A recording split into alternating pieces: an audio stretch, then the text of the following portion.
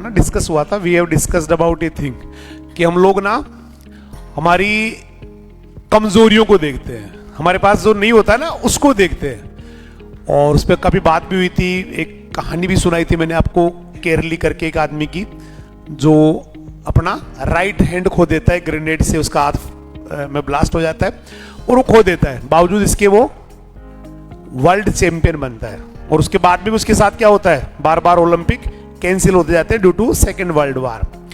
और आज भी थोड़ा सा उसी से चक्कर में मैं चाह रहा था उसके बारे में थोड़ा डिस्कस करें कि कभी कभी क्या लगता है आपको कि एक आदमी जिसका कोई भी अंग भंग हो गया, मतलब कोई हाथ चला गया, पैर चला गया, और अमूमन आपको ऐसे लोग ना बहुत सारे मिलेंगे जिनके हाथ कटे होते हैं, पैर कटे होते हैं और वो भीख मांग रहे होते हैं, मिलेंगे आपको। कभी जाना मंदिरों में, है ना, खाटू श्याम जी के या कोई है ना सांवलिया सेठ के, एक नाथ द्वारा श्रीनाथ जी के, एक या फिर और कहीं डिगी कल्याण जी के, एक सालासर बालाजी के, कहीं जाना आपको बहुत सारे लोग मिलेंगे जो जिनके पैर कटे होते हैं और वो पैर कटने का फायदा ये उठाते हैं कि उससे वो भीख इजीली उनको मिल जाती है ना।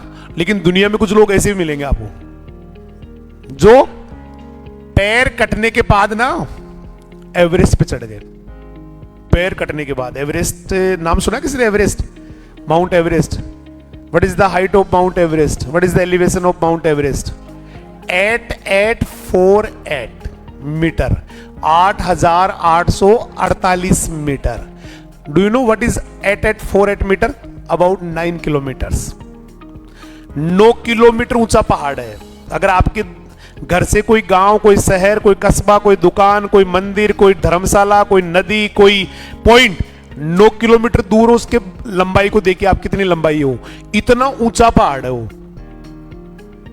8848 metres means almost 9 kilometre. 9 kilometre ऊंचा पहाड़, यहां से जोबनेर 9 किलोमीटर है, 10 होगा। रेनवाल 9 किलोमीटर है, किशनगढ़ रेनवाल। अब किशनगढ़ रेनवाल की जितना लंबा एक बांस लेके या एक तार लेके उसको सीधा खड़ा करो, कहां जाएगा वो? इतना ऊंचा पहाड़ है।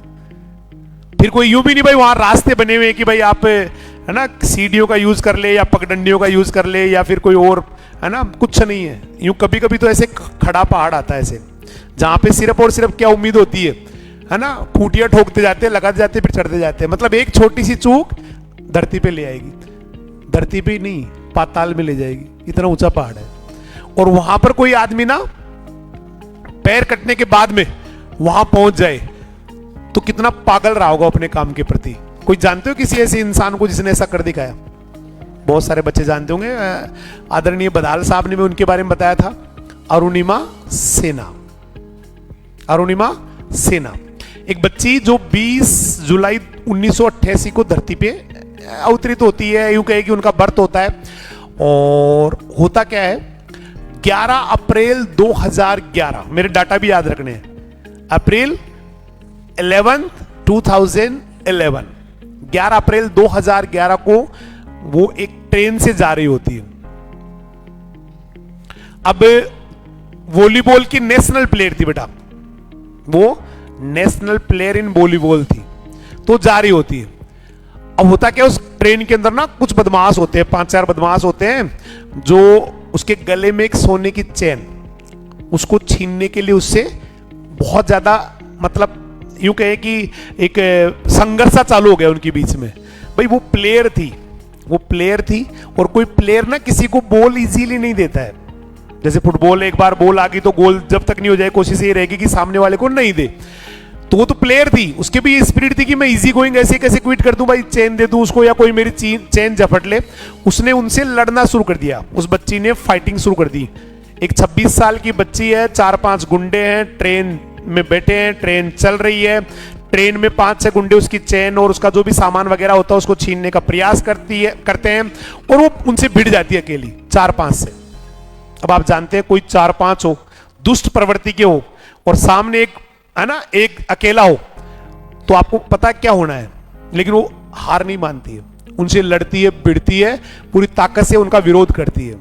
जब उनसे पार नहीं पड़ती है तो आखिरकार वो 4-5 मिलकर उस लड़की को उठाते हैं और चलती ट्रेन से ही बाहर फेंक देते हैं।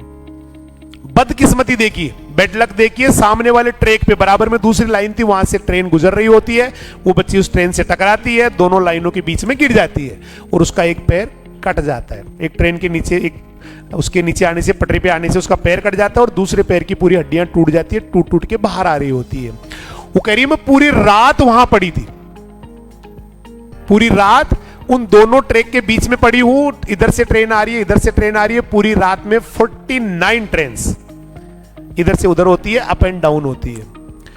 इतनी हिम्मत भी नहीं थी कि मैं खड़ी भी हो पाऊं, क्योंकि एक तो कट ही चुका था, एक से हड्डियां बाहर आ चुकी थी, बहुत बुरे हालात थे, पूरे बॉडी पे घाव थे, इंजरीज थी, और ऐसी स्थिति में वो हिम्मत करके खड़ी हो जाए, इतनी हिम्मत भी उसके पास नहीं थी। रात भर वो पड़ी रहती है। अब कहते हैं कि मैं एग्जैक्ट वही बोल रहा हूं, कल मैं आपको सुनाऊंगा एग्जैक्ट ये कहानी उसके खुद के मुंह से, कि मैं वहां जब पड़ी थी तो कुछ लोगों को फ्री का इनविटेशन भी मिल गया था। वहां ट्रेन के ट्रैक पे छोटे छोटे चूहे के बिल थे, वहां से निकल के चूहे आ रहे थे और उसके गांव को कुतर रहे थे। अब सोचिए, एक बच्ची जिसका एक टांग कटा पड़ा है, दूसरे टांग की हड्डियां बाहर आ रही है, भयंकर रूप से इंजर्ड है, और वहां पे चूहे उसके गांव को कुतर रहे हैं। इतनी हिम्मत भी नहीं कि चूहों को भगा पाए। सुबह उठ के पास में कोई किसान वगैरह होते हैं, आते हैं, तो वो देखते हैं कि एक बच्ची दो लाइनों के बीच में पैर कटी हुई पड़ी है, उसको जैसे तैसे उठा के पास में बरेली का हॉस्पिटल होता है, वहां ले जाके उसको एडमिट करवाते हैं। अब वहां दिक्कत ये हो जाती है कि उनके पास ना ब्लड होता है ना एनेस्थेसिया होता है। एनेस्थेसिया जानते होंगे, सुन्न करने की दवाई। एनेस्थेसिया बहुत इंपॉर्टेंट है, एनेस्थेसिया के बिना ऑपरेट नहीं कर सकते, एनेस्थेसिया के बिना किसी घाव को छेड़ नहीं सकते, बहुत दर्द होता है इंसान को। तो एनेस्थीसिया भी नहीं, ब्लड भी नहीं। छोटा हॉस्पिटल था बरेली का, वहां पे ये सुविधा नहीं थी। अब वो सारे डॉक्टर परेशान चल रहे थे, क्या करे, कैसे इलाज करे, थोड़ी देर में मर जाएगी, अगर इसका ऑपरेट नहीं किया, इसका इलाज नहीं किया तो मर जाएगी, पर हमारे पास तो ना ब्लड है ना एनेस्थीसिया, कैसे करे। तो वो कह रही कि मेरी चलने की, बोलने इतनी हिम्मत तो नहीं थी, बट मेरा ब्रेन कॉन्शियस काम कर रहा था। ब्रेन कॉन्शियस काम कर रहा था, तो उसको पता लगा ना 49 ट्रेन गई थी रात को, पूरी रात में चूहों ने कुतरा था उसको, उसका दिमाग तो काम कर रहा था। तो जैसे उसने सुना ना कि इनके पास ब्लड नहीं है, एनेस्थेसिया नहीं है, डॉक्टर परेशान है, फार्मासिस्ट परेशान है, तो उस बच्ची ने हिम्मत करके अपने मुंह से कुछ बोला और उसने कहा कि डॉक्टर साहब, जब मैं पूरी रात दो लाइनों के बीच में कटे पैर के साथ पड़ी रह सकती हूं, इंजर्ड पैर के साथ रह सकती हूं, तो अब तो आप मेरे अच्छे के लिए कर रहे हैं, आप तो बिना मेरे को बेहोश किए, बिना एनेस्थेसिया दिए मेरा पैर काट दीजिए। उस बच्ची की जब ये बात सुनी ना, हिल गए वो। कहते हैं दुनिया में शायद कभी ऐसा हुआ होगा कि कोई डॉक्टर अपना खून देके किसी अनजान पेशेंट की जान बचाए, कोई फार्मासिस्ट है ना, नर्स वगैरह जो लोग, वो अपना ब्लड देके किसी की जान बचाए, शायद दुनिया में कभी ऐसा हुआ नहीं होगा। लेकिन उस बच्ची की ये बात सुन के, इतनी हिम्मत वाली बात सुन के, वहां के डॉक्टर ने एक यूनिट दिया, फार्मासिस्ट ने एक यूनिट ब्लड दिया, और बिना बेहोश किए, बिना एनेस्थीसिया के उसके टांग को काट के अलग कर दिया गया। वो कह रही है मैं जब जब ये बात बोलती हूं तब तब इस बात को महसूस करती हूं, कितना पेन हुआ था मुझे उस समय। अब वहां चूंकि वो वॉलीबॉल की प्लेयर थी, तो वहां से लखनऊ के हॉस्पिटल में उसको एडमिट करा दिया गया, वहां से फिर उसको बढ़िया ट्रीटमेंट, एक प्लेयर की वजह से बढ़िया इलाज मिलना शुरू हो गया। फिर एम्स दिल्ली में उसको एडमिट करा दिया गया।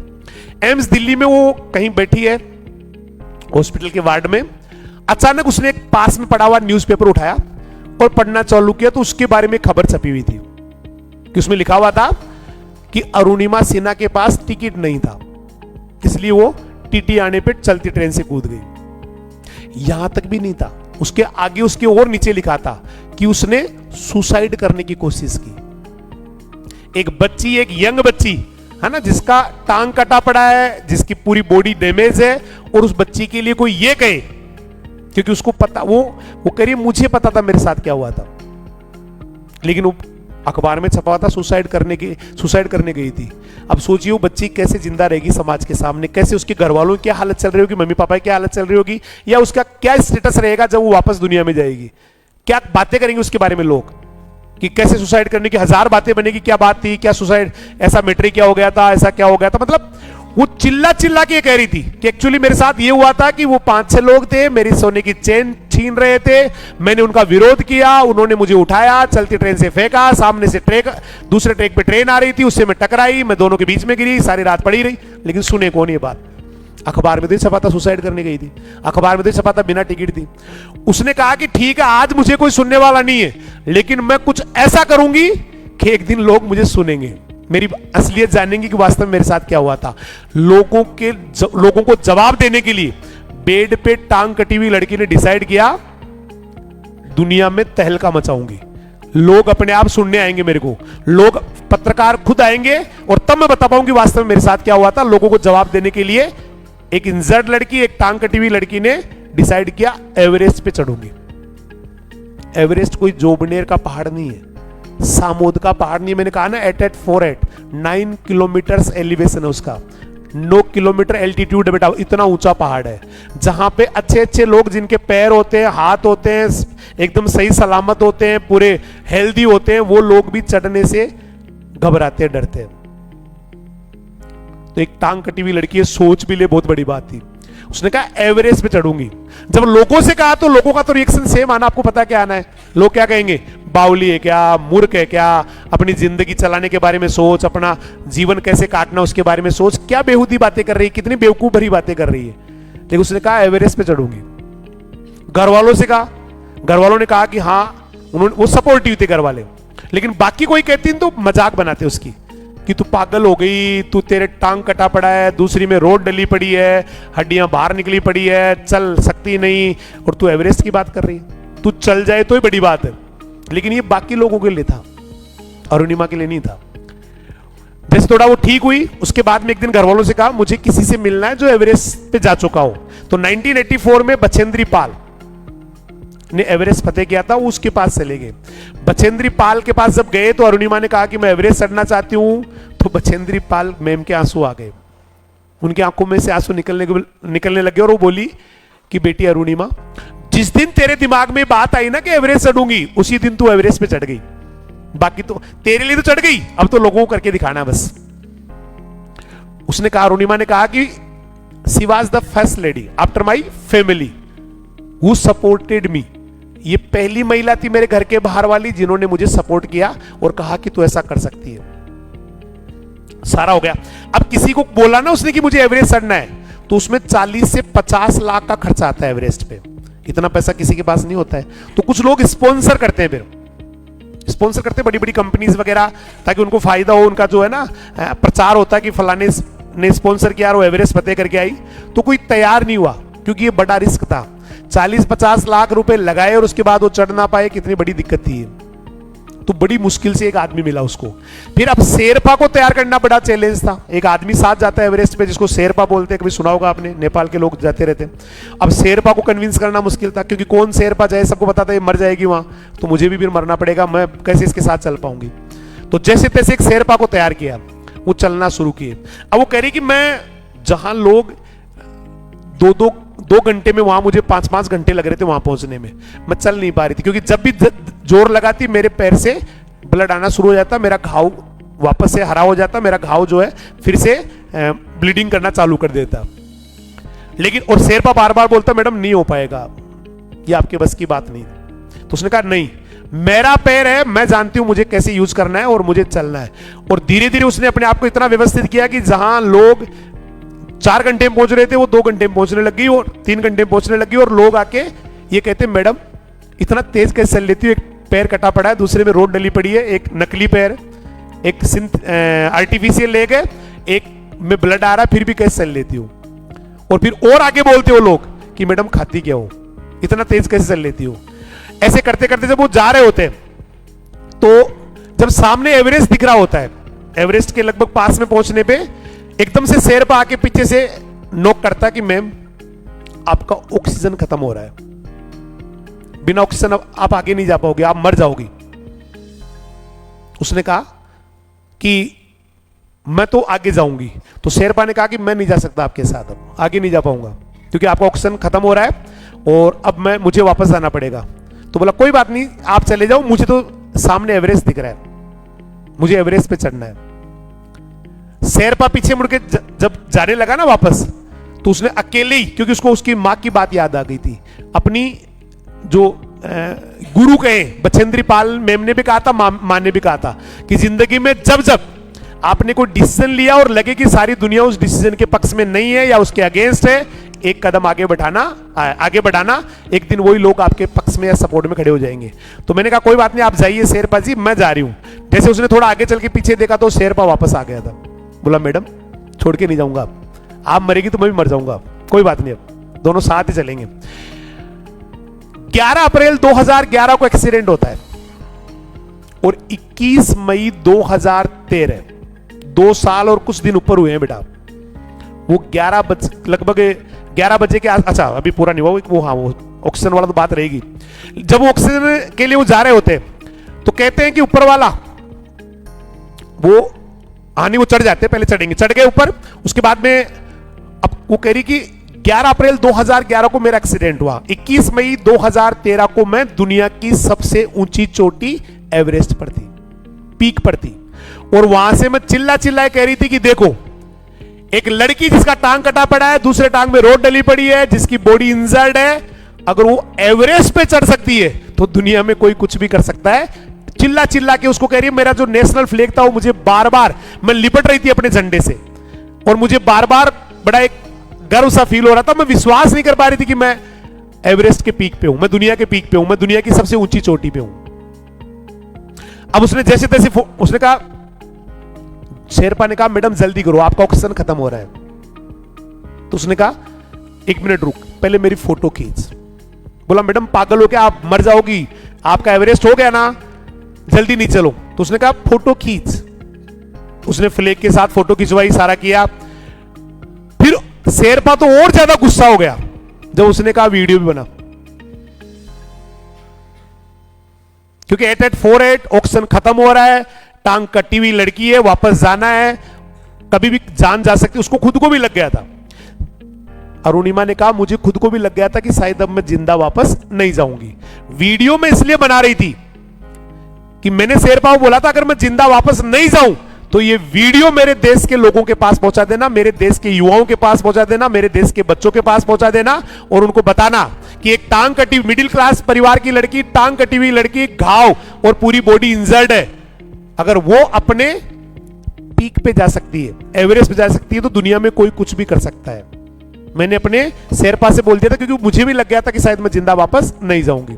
उसने वीडियो बनाया, फिर हम वापस चलना शुरू किए, थोड़ा नीचे आए, ऑक्सीजन खत्म, मैं बेहोश होकर ऐसे गिर गई। अब कहते हैं कि ये एग्जैक्ट कल आप सुनना, ऐसे कैसे सारी बातें ऐसे कैसे आएगी। कहते हैं कि ऊपर वाले की लिस्ट में अगर किसी का नाम नहीं हो तो ले जाता नहीं, तो शायद उसकी लिस्ट में मेरा भी नाम नहीं था। वहां पर एक ब्रिटिश क्लाइंबर आ रहा था, एक ब्रिटिश पर्वतारोही आ रहा था जो एवरेस्ट पे जाना चाह रहा था, लेकिन 11 बजे के बाद में, 11:45 कुछ ऐसा टाइम था, उसके बाद में अगर कोई एवरेस्ट पे जाता है तो उसको सुसाइड अटेम्प्ट बोलते हैं, क्योंकि उसके बाद में बर्फ पिघलना शुरू हो जाती है, ग्लेशियर पिघलना शुरू हो जाते हैं, सुसाइड अटेम्प्ट कहा जाता है उसको, फिर मरेगा वो, 100% मरेगा। वो गई तब भी बीच में डेड बॉडीज थी वहां, वो बहुत लंबी कहानी है, खुद अपने मुंह से कल बताऊंगा आपको, उसकी सुनोगे तो आप। डेड बॉडी उनको पार करके जाना पड़ रहा था, कोई कर रहा था, किसी का हाथ हिल रहा था, एक बांग्लादेशी था उसका हाथ हिल रहा था, वो चिल्ला रहा था, और सबको बोल के जाती है वो कि हो सकता है आप में से किसी ने एवरेस्ट फतेह किया होगा, किसी ने नहीं किया होगा, लेकिन आप सबके लिए मैं एवरेस्ट फतेह करके आऊंगी, आप सबके लिए भी, जो डेड बॉडीज पड़ी थी या जो कर रहे थे, जो जिंदा भी थे, उन सबके लिए। तो वहां से वो आए तो वो बेहोश हो गई, लेकिन कहते हैं ना भाई ऊपर वाले की लिस्ट में उसका नाम नहीं था तो नहीं ले जाना था। तो एक एवरेस्ट वो ब्रिटिश क्लाइंबर ऊपर चढ़ रहा था, उसके पास 2 सिलेंडर थे ऑक्सीजन के, ऊपर जाना उसके लिए इंपॉसिबल था क्योंकि वो टाइम ज्यादा हो गया था, सुसाइड अटेम्प्ट वाली स्थिति हो गई थी। उसने क्या किया, अपना एक सिलेंडर उठा के वहां डाला और दूसरे सिलेंडर को लगा के चलना शुरू कर दिया। ये किसी चमत्कार से कम नहीं था, एक मिरेकल था, है ना। फटाफट शेरपा ने वो उसका सिलेंडर जो गिराया था, उसने फेंका था ना अपना, निकाल के उसको उठाया, उसके मुंह पे लगाया और बार बार पानी वानी रसे उसको होश में लेके आया हूं। और वो बोल रहा है मैडम आप बहुत लकी है, you are the most lucky fellow in the world, कि जहां पर पेड़ पौधे का निशान नहीं है, एनिमल्स नहीं है, और कोई जीव जंतु या जीवन की संभावना भी नहीं है, वहां पर आपको ऑक्सीजन मिल गया, आप तो बहुत लकी है, you are the most lucky fellow of the world. वो बार बार मुझे लकी बोल रहा था, और मैं भी आपकी भावनाओं को ठेस नहीं पहुंचाना चाहती हूं। दुनिया में कोई लक्की नहीं होता है। कल सुनाऊंगा ऐसे किसी लाइन, कोई लक वर्ड नहीं होता है। किस्मत भी केवल उसी का साथ देती है। अगर कोई लक भाग्य किस्मत दुनिया में होता है तो केवल उसी का साथ देती है जिसमें जीतने का जज्बा होता है। मैं आपको, वो बार बार मुझे लक्की बोल रहा था, मैं आपकी भावनाओं को ठेस नहीं पहुंचाना चाहती हूं, उसको लगता होगा लक्की, लेकिन मैंने कहा ना, भगवान, ईश्वर, लक, भाग्य, किस्मत जिसको आप जो बोलते हैं वो केवल उसी को सपोर्ट करता है जिसमें जीतने का जज्बा होता है। वो उसको ऑक्सीजन लगाया गया, वो नीचे आए, चेन का जब जिप खुला, उसका ट्रेन का जब जिप खुला, चेन खुली, जब वो बाहर निकली तो हर कोई हैरान था कि अरुणिमा तू वापस जिंदा आ गई, हम तो सोच रहे थे कि आप मर गई होंगी। वापस आने का तो एक लड़की, बेटा कल इसका टोटल वीडियो आपको एग्जैक्टली ऐसे कैसे, एक लड़की जिस मिडिल क्लास की है, जिसके टांग कटा पड़ा है, दूसरे टांग में रोड डली पड़ी है, इंजर्ड है, अगर वो एवरेस्ट पे जा सकती है ना दोस्त, तो दुनिया में कोई कुछ भी कर सकता है। हैंडीकेप्ड अगर कोई इंसान यहां से, वो किससे हैंडीकेप्ड थी? फिजिकल, शारीरिक विकलांग थी। शारीरिक विकलांगता किसी को आगे बढ़ने से नहीं रोक सकती जब तक वो मानसिक विकलांग नहीं है। ये जो मेंटल हैंडीकेप्ड है ये खतरनाक होता है। और अगर हम बात करें मेंटल, फिजिकल हैंडीकेप दिख जाता है, किसी का हाथ कटा हुआ है, किसी का कोई पैर कटा हुआ है या और कोई प्रॉब्लम है, वो दिख जाता है, लेकिन यहां से तो दिखता भी नहीं है। और यहां से जो हैंडीकेप्ड है ना, उसका कुछ होना भी नहीं है, क्योंकि ये हैंडीकेप्ड तो दुनिया को जीत लेते बेटा। यहां से जब मानसिक विकलांगता आ गई ना, तो भले ही दिखने में कितना ही बहादुर लगता हो, वो अच्छा नहीं कर सकता। इसलिए यहां से विकलांगता नहीं होनी चाहिए। और यहां से विकलांगता का फार्म में वो भरते भी नहीं है, बोर्ड का फार्म में ये तो भरते हैं सूर्यमुखी, इसका भरते भी नहीं है कि कोई मानसिक, तो मानसिक विकलांगता को हटाना है, मेंटली अपने आप को स्ट्रोंग करना है, मेंटली अपने आप को योद्धा बनाना है, और सोचना है कि क्या कर सकते हैं आप, कहां जा सकते हैं। सब कुछ आपके पास है, किसी चमत्कार की उम्मीद ना करें बेटा। अब कोई बिजली गिरनी नहीं है, मैं बार बार रिपीट कर रहा हूं, बिजली गिरनी नहीं है, कोई चमत्कार होना नहीं है, कोई है ना सोनपरी या कोई परी आनी नहीं है, या कोई भगवान छड़ी घुमाने नहीं है, कोई दिमाग पे मारने नहीं है जिससे आपका दिमाग शुरू हो जाए। भगवान ने आपको दुनिया का बेहतरीन चीज देके, बहुत बेहतरीन चीज देके दुनिया में भेजा है, इसलिए इसको भेजे को इस्तेमाल करके, भगवान के भेजे हुए भेजे को इस्तेमाल करके, अपने भेजे को बहुत अच्छा सा बना के, और अपने आप को वहां भेजो जहां आपके भेजे की भेजी गई भेजे की भेजा कीमत का पता लग सके सबको। करेक्ट है? कुछ ज्यादा भेजे हो गए, समझ में नहीं आ रहा कौन सा भेजा किसके लिए है।